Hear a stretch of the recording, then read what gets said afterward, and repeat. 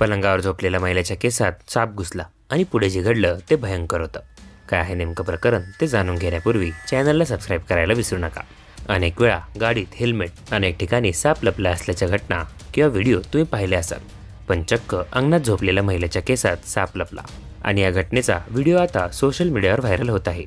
व्हिडिओवर विविध प्रकारच्या कमेंट्सही नेटकऱ्यांनी दिल्या आहेत। व्हिडिओमध्ये एक महिला झोपलेली दिसत असून तिच्या केसात साप गेल्याचं दिसत आहे। आश्चर्याची गोष्ट म्हणजे या महिलेला तिच्या डोक्यात साप गेला असल्याची पुसटशीही कल्पना नव्हती। ही महिला झोपेत होती।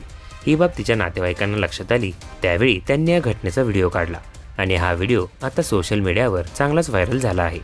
या व्हिडिओवर अनेकांनी कमेंट देखील केल्या आहेत।